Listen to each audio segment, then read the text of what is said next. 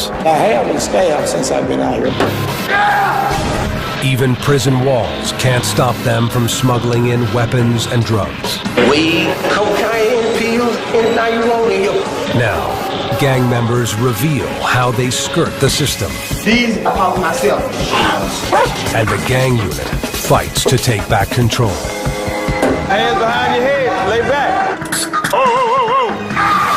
We receive threats on a regular basis.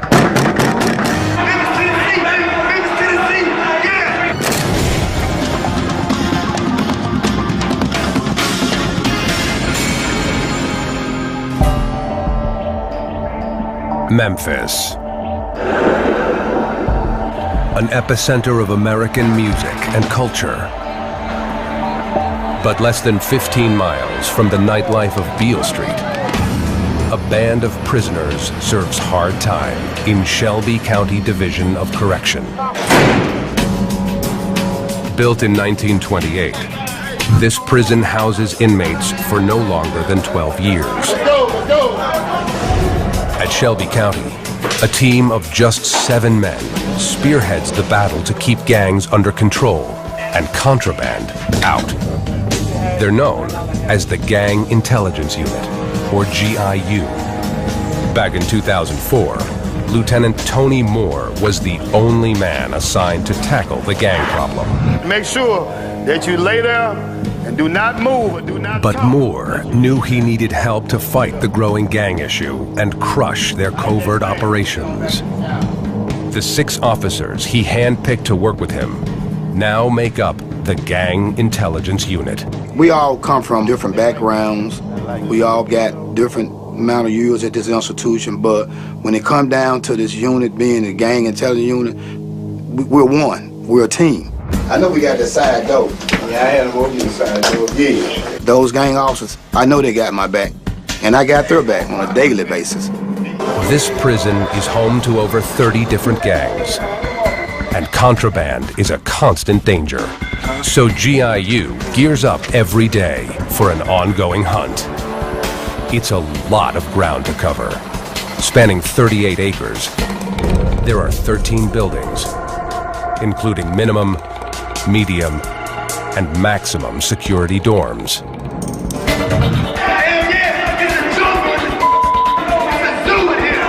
Max 8, J Building. These guys have the highest security level at Shelby. Max 8! In October 2008, rival gang tensions here erupted into a violent battle. Crip and Vice Lord gangbangers were arguing over commissary items when things spiraled out of control. Crip gang member Chris Askew, aka Baby Wink, watched the violence unfold. They was like, they want to get him up. Get him up this fight, you know what I'm saying? So they got him up. And then one thing led to another, you know what I'm saying? And then one of my homeboys hit him in the head, and then, bam. This surveillance footage captures the brawl moving quickly outside the small cell on the top tier. Inmates jump over the railing and onto the first level. They pull out weapons, and in an instant, it's mayhem. Jarek Brown, from the rival Vice Lord gang, was in the dorm, but tried to stay out of the fight. I went in my right mind because I was shocked. I ain't never seen nothing like that go on. Within minutes, nearly the entire block is involved in the riot.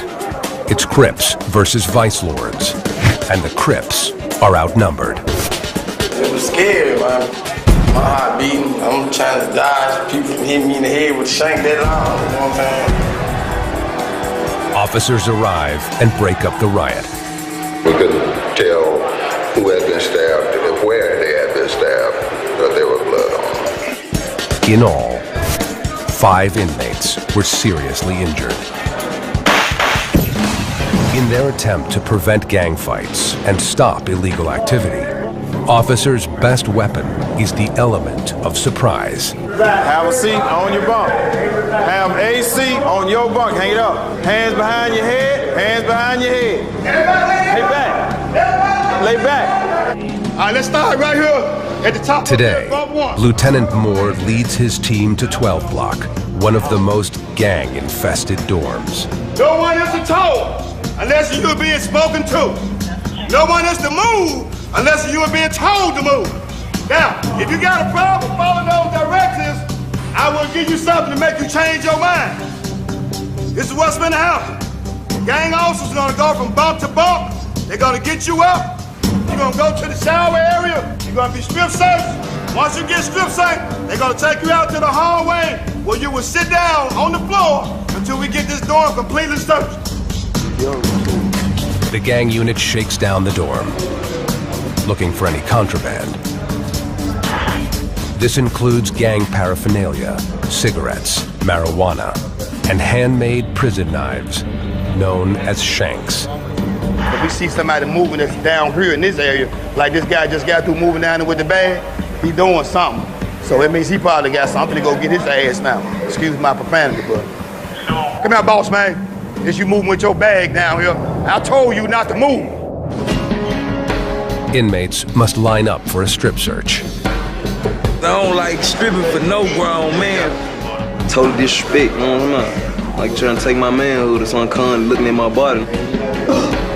That's what it is, you know? They the police. Pigs. I don't like pork. Take everything off.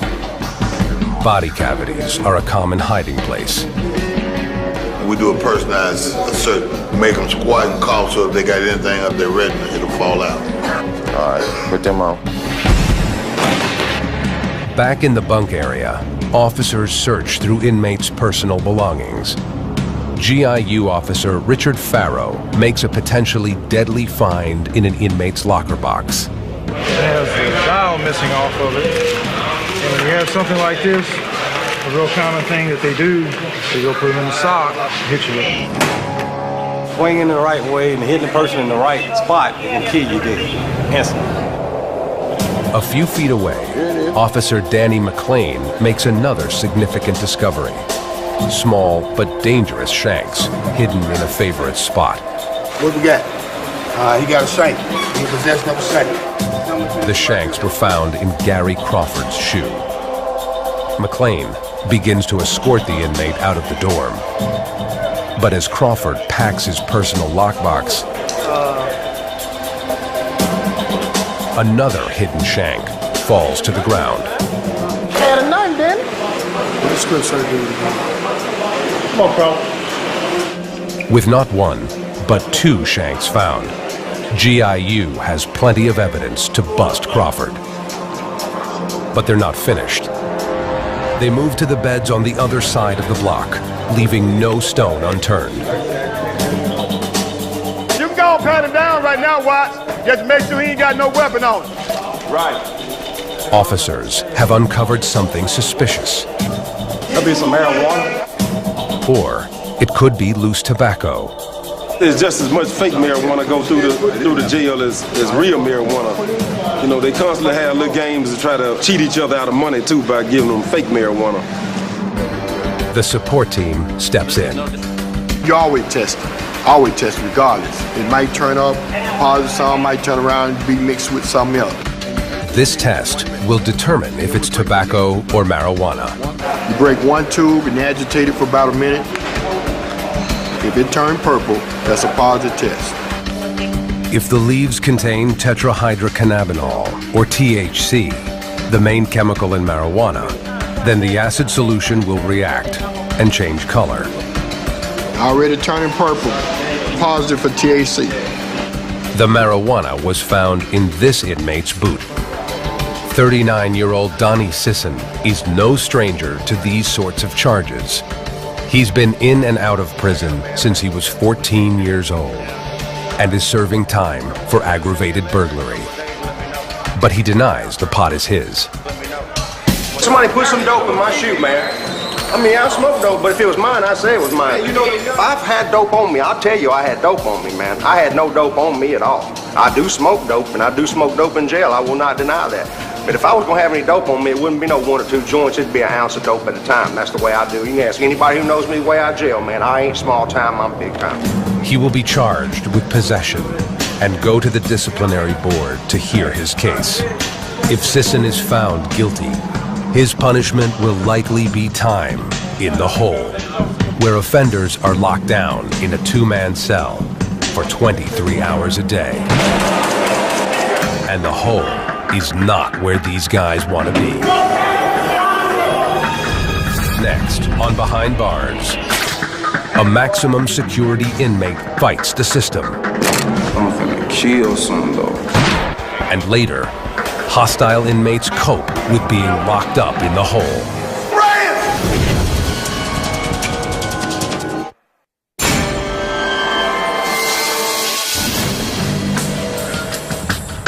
Less than 30 minutes from downtown Memphis stands the Shelby County Division of Correction. Here, the Gang Intelligence Unit, or GIU, leads the charge against violence in a prison plagued with gangs. Lieutenant Tony Moore heads up the seven-man team. We know what our job function is. We're here to do our job as a unit. And when we go out to do things together, we do it as one. 5 days a week, they monitor the intake area. This is the first stop for new arrivals. You guys, listen up. I'm Officer Bradley with the gang unit. I'm not gonna tell you guys how you're supposed to do this jail. You guys been here, some of you guys been in and out, so you know how this works. It could take most of the day to process them. Everyone gets an ID card, medical tests, eye exams, and an electronic scan of fingerprints. The only problems I have, pretty much you got anybody with amputees, fingerprints that have been messed up because they use drugs, whatever, smoking crack, burns their fingertips. Then, the Gang Intelligence Unit gets their turn. Everyone who comes in must reveal if they are gang affiliated. My question to you is, have you ever been affiliated? Never have been? Never in your life? Mary Anderson, right? I got you down as Crip. Inside of our gang affiliation book, we got him down as being tagged as a Crip. This book contains all of the information about gang members that has already been tagged. That you? I denounced it a long time ago. You denounced it a long time? That's what I asked you, had you ever been a Crip? You got any tats that represent anything on you? Let me see them. If a new inmate doesn't own up to being in a gang, his tattoos often give him away. According to Watts, this information is for their own safety. Understand, this is not something that's going to cause your time to be prolonged or anything like that. GIU estimates that about 90% of all inmates here at Shelby are gang affiliated. The prison has taken steps to keep gang members from attacking one another. After the 2008 gang fight between the Crips and Vice Lords, the prison took a hard look at their policies for the maximum security dorms.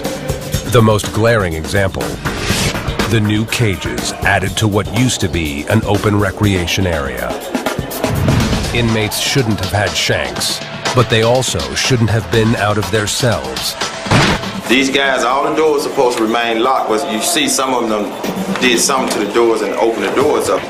Inmates will jam the door lock and get out of their cells to roam the tiers freely. They had a lot of paper inside the doors. It alters the mechanism so it won't lock. So it's stuck between there. This lock's supposed to be out this far. The paper stuck in pushes it back. Now the door is locked. Keeping doors locked is one thing. Keeping tabs on the inmates themselves is a bigger challenge. Y'all need to do something about this, man. You never know what somebody might be going through or whatever, you know what I'm saying? And it just take that one. You know what I'm saying? Because it's jail. GIU officer Danny McLean makes daily rounds of his assigned dorm. What's up, man? You all right? I'm checking guys to see if they got any injuries. You have a lot of guys that'll be assaulted and they'll lay in bed to keep the officers from seeing them. According to Officer McLean, being in a gang here doesn't guarantee safety.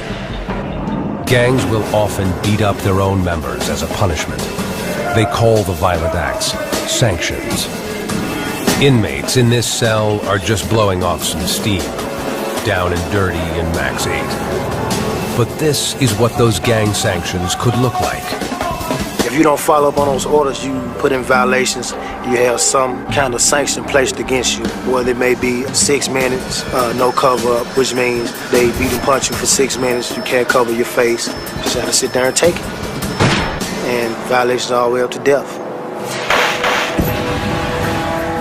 McLean pays close attention to the troublemakers, like Gervais Hubbard, aka Crazy Folk, who's on his way back to the hole. I've been out here for 2.5 years. You know, sometimes I have problems, and you know, I go through shit. I'm on an aggravated robbery charge. A gangster disciple, or GD. 21-year-old Hubbard fights on a regular basis. That's what put him in maximum security in the first place. A lot of times you have to take a couple of officers in the building to go in and get him because he's kicking on the doors, threatening staff. He's a piece of work. Hubbard takes antidepressants to control his destructive behavior, which includes self-mutilation. He's more of a cutter. There's a lot of cutting to his arms. I'll stab myself, and I'll cut myself about 100 times. I cut my throat once, I cut my stomach. And, you know, as my arm, thinking wires in my arm, trying to bust vessels, you know, things like that. It's crazy, you know. It's my way out. But sometimes he doesn't take his meds. See, my meds, they take energy away from me. Therefore, when it comes time for me to defend myself, I'm not gonna win. He says he's coming out the hole tomorrow. Within a week, he'll be right back. We don't give a about nothing. Next, on Behind Bars, Gervais Hubbard gets a new roommate. And surveillance cameras catch a lunchtime attack. He came out and started chasing at the inmate that he was trying to get at. And later, GIU blocks contraband from prison grounds. Zero tolerance. I don't like it, period.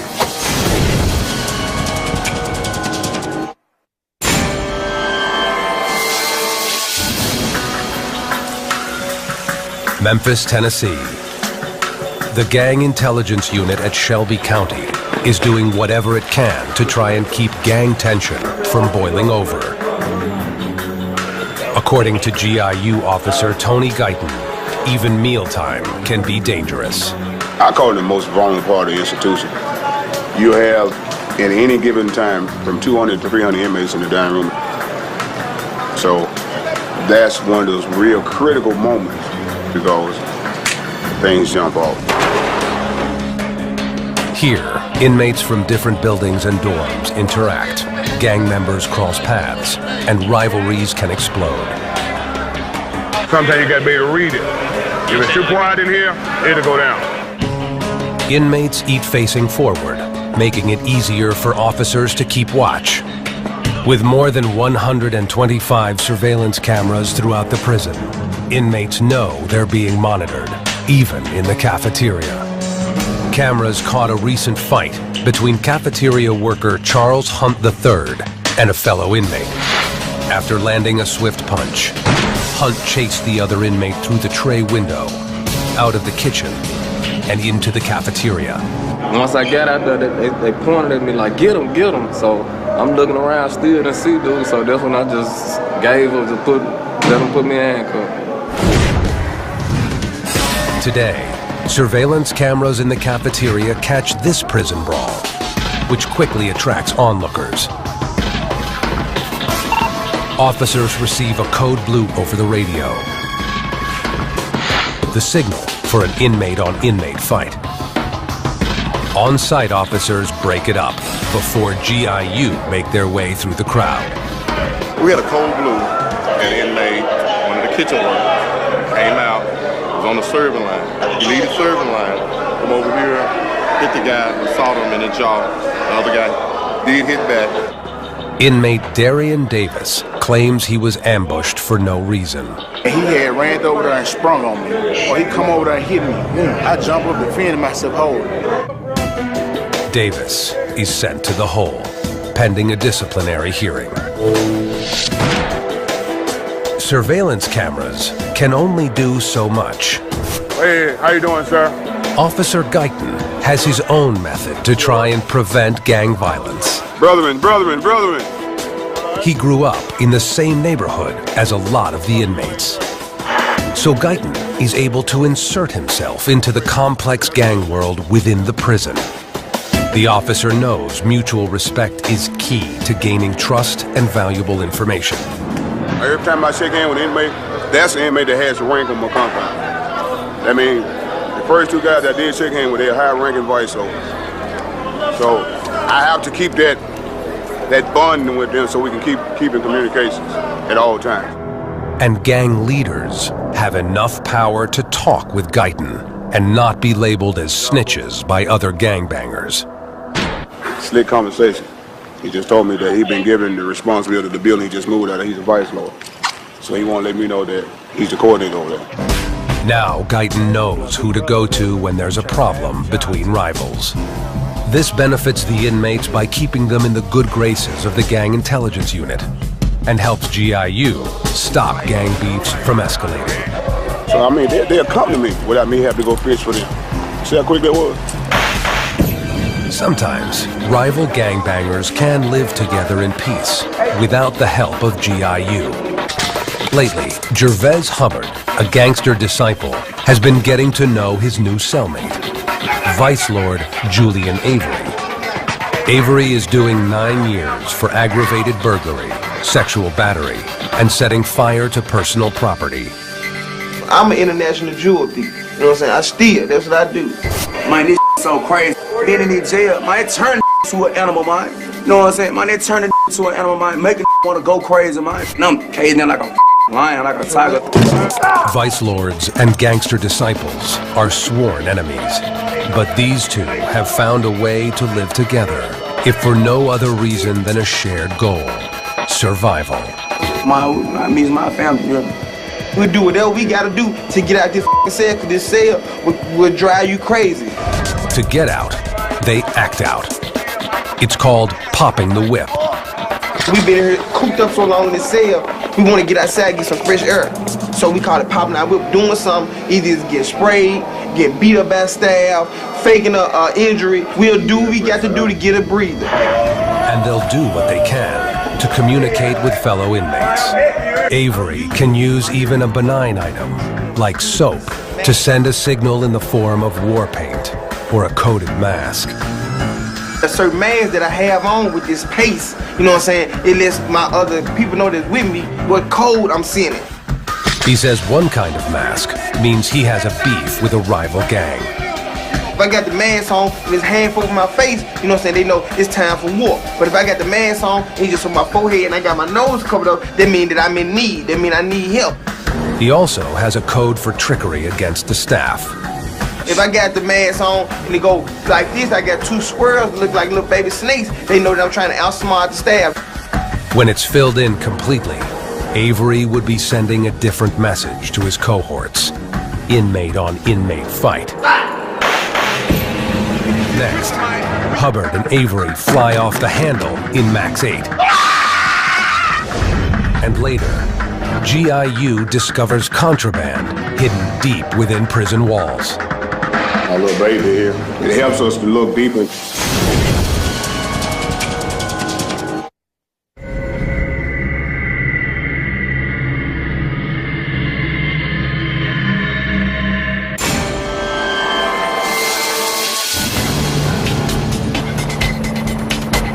Every day, it's something new for the Gang Intelligence Unit of the Shelby County Division of Correction in Memphis.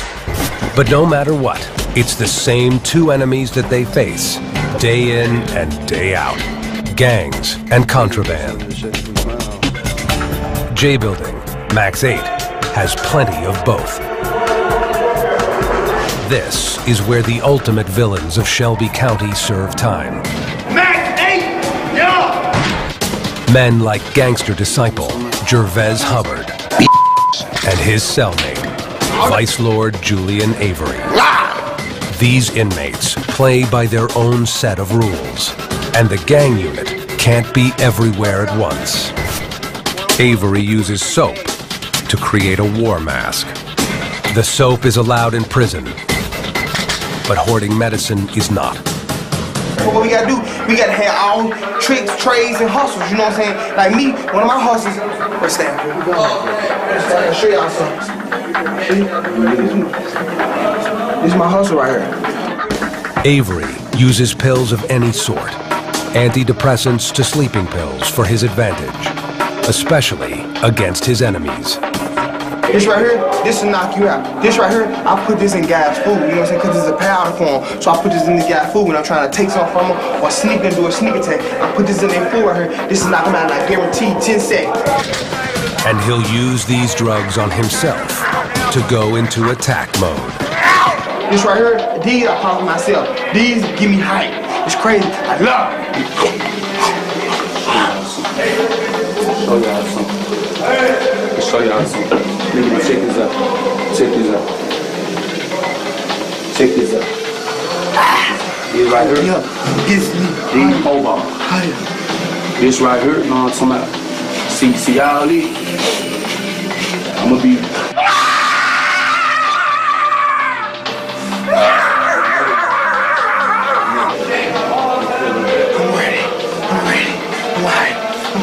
I'm ready to be anything. Call the f***ing team. I'm ready to go all the way out. I don't care anymore. While Avery and Hubbard pop pills in the hole, inmates like Randy Campbell, aka Rambo, make themselves at home in the general population. Wherever you go, downtown, I'm the famous Rambo. I'm known for smoking crack and having a lot of money to do it with. I get about hustling, man. I can sell you a dream. On the outside, Rambo sells more than dreams. He's a pimp. Sex sale in my neighborhood. You sex sale in your neighborhood? In prison, he thrives using his street smarts and charisma. Here, Rambo and his cohorts have their own way of doing things when the officers aren't around. Let me take you around and show you some of the shit that go on here. Come on. His first stop, the dryer. This is the dryer where you can dry your clothes at and shit, you know, you wash your clothes. Then to this wall, where inmates illegally light up cigarettes or marijuana. See this old burnt up ass wall right here? This wick wall is scarred brown from the butts of joints and cigarettes. Here, inmates light a piece of rolled up toilet paper to use as a wick. They'll get a spark by using 2 batteries, the ends of wires, or anything that can get the paper lit. Once the fire gone, ain't no more smoking. Another taboo wall is around the corner. Here, inmates scrawl pornographic graffiti. You know, guys come in here and play with themselves looking at these pictures. You know, guys actually come in here and yank them one out of there, you know? Prisoners will do whatever they can to get by in this underground society. Many find some unofficial job or task to fulfill their needs, called hustling. This guy's hustle? I watch a couple clothes, a couple items, you know, it costs about, say, about 2-3 items for a shirt. Those items can be anything. Soap, books, food off the commissary, or something illicit. Yeah, cigarettes and weed will do. Joint weed, I like t-shirt, boxes, and socks, yes. Preventing the exchange of this contraband is an uphill battle for the gang intelligence unit. Contraband can range from drugs to a weapon. Once a forbidden item is inside, it becomes jail currency. Traded, bought, and sold. David Coleman knows this. He's a level 7 maximum security inmate, but has more freedom than most. Coleman is one of a handful of inmates allowed to move freely within his lockdown dorm. He brings food to the inmates and cleans up the common area known as the Rock. As a result, inmates like Coleman are nicknamed Rockmen. I make sure the hall cleaned up, do the bathroom back there, make sure each dog get fed and stuff like that. Rockmen are given this job based on good behavior. But Coleman sometimes takes advantage of his freedom for more corrupt purposes, passing contraband items, notes, and messages between gang members. Drugs, that's the biggest thing in here. Weed, cocaine, anything you want in your pills, all that. Anything. Just jail. Being so close to the meals, some rock men may target their enemies by poisoning the food. Inmate Courtney Scroggins is in on aggravated robbery, assault, and indecent exposure. He claims a rock man put glass shards in his meal. All of a sudden, some sharp pain just came in my throat, and I just started coughing up blood. But officers can't always trust appearances. The blood could have come from a self-inflicted cut in his mouth, not a rock man. Scroggins has a reputation for crying wolf and faking injuries. For now, the staff will take Scroggins to the infirmary, but won't investigate his claims.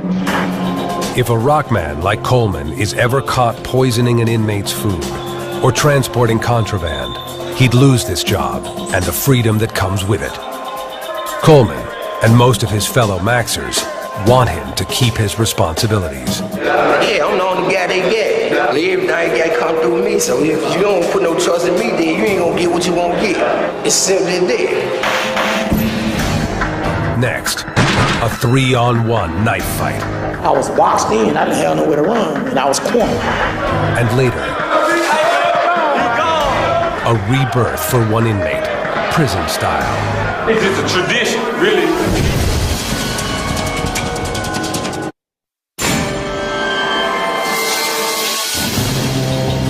Memphis, Tennessee. Shelby County Division of Correction.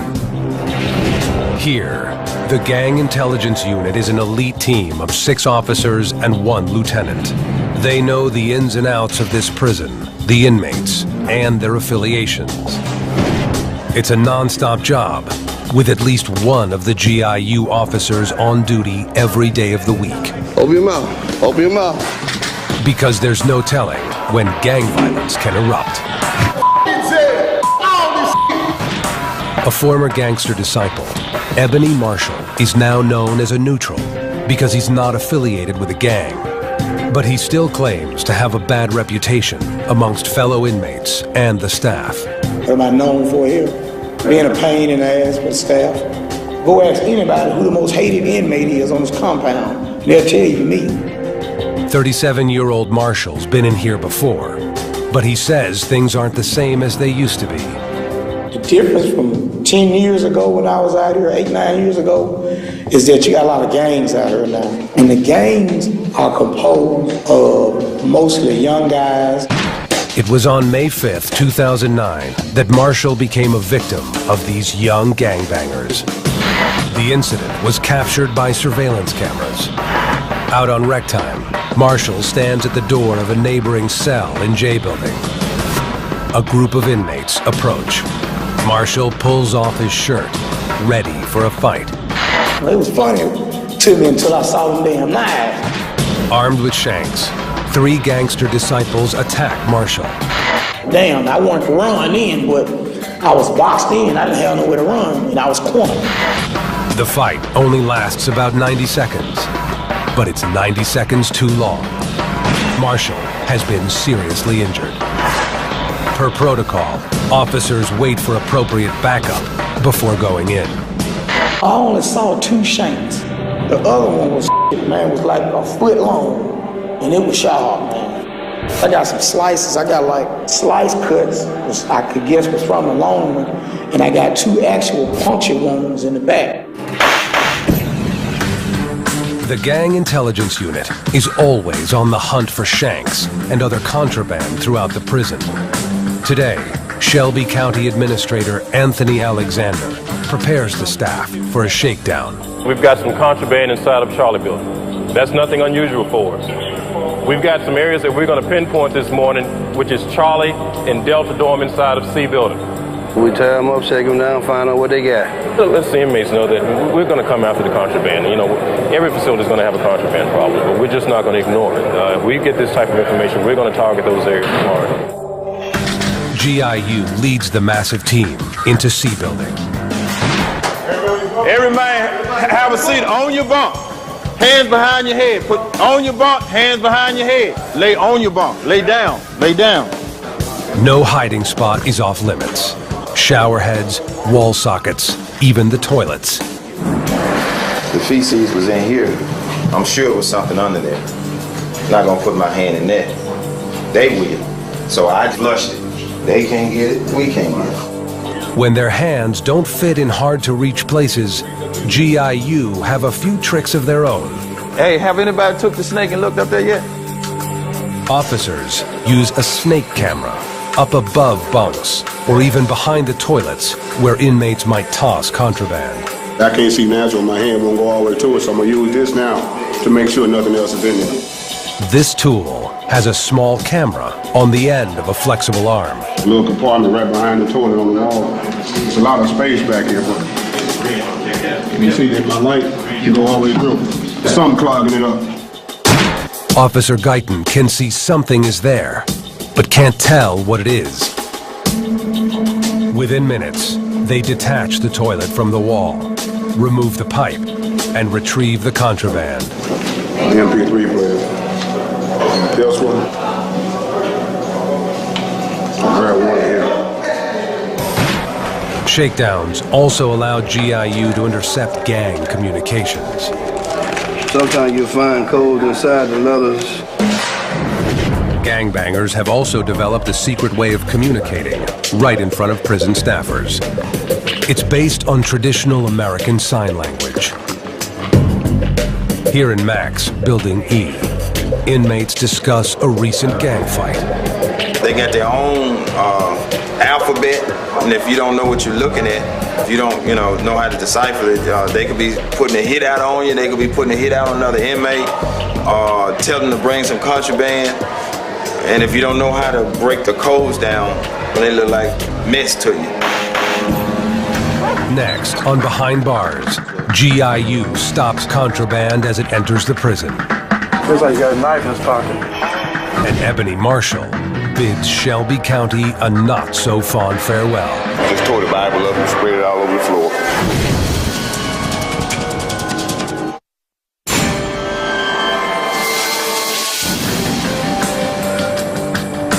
At the Shelby County Division of Correction in Tennessee, illegal contraband can enter the facility lots of ways. So the Gang Intelligence Unit doesn't just monitor those behind the bars, they keep a close watch on people coming in. For some convicts, their sentence is not to serve time locked up, but to come here for class. They must attend courses at the Day Reporting Center, like anger management or Alcoholics Anonymous. On this morning, GIU Officer Richard Farrow and Lieutenant Moore catch Anthony Gray walking in for anger management class with a prohibited item. Sir, you just told me you didn't have a cell phone. What's this? This guy got Farrow. He claimed he didn't have a cell phone. He got a cell phone on. Looks like he got a knife in his pocket. Oh, keep your hands up. I swear to God I didn't. I'm very sorry I didn't. GIU has zero tolerance. Their hard-lined approach has significantly clamped down on contraband entering the compound. In addition to the cell phone and pocket knife, GIU finds cash and pills, all of which are prohibited. And Gray's nervous explanations rouse even more suspicion. That's my girlfriend's blood pressure pills. This is my prescription, like I said. It's Viagra. I ain't got none of the same. A canine team searches his car.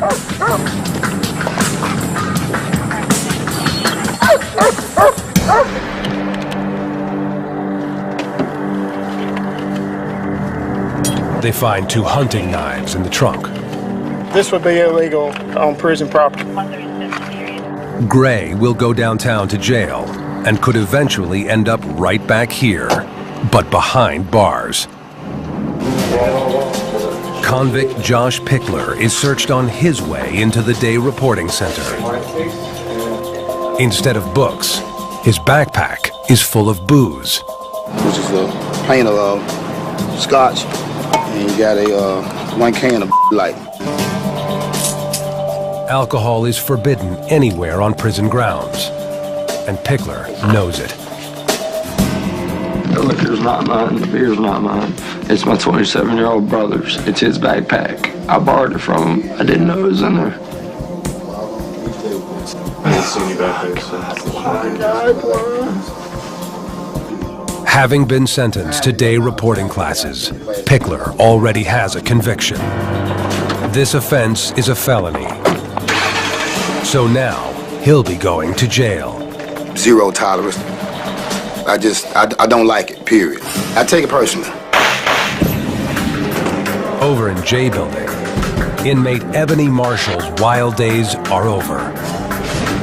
The self-proclaimed most hated man in Shelby County is getting released. I'm supposed to be gone, man. I don't know what's hold up. Hopefully that'll be the end of the day, but if it's not, I read the Bible, take my meds. On his way out, he commits a final act of defiance against the staff, trashing his cell. Just tore the Bible up and spread it all over the floor. Now, I hadn't seen that before, but they do things like that when they get discharged. I guess he's leaving a message, So that's why he left his cell. We're going to clean it up in a minute. In another maximum security dorm, Marcus Bean was originally convicted for aggravated burglary. But bad behavior while inside added up to extra time. Not worth it. Today, Bean is finally getting out. His fellow inmates will say farewell in the form of a prison-style baptism. It's just a tradition, man, you know what I'm saying? You do everybody. It's called wedding him up.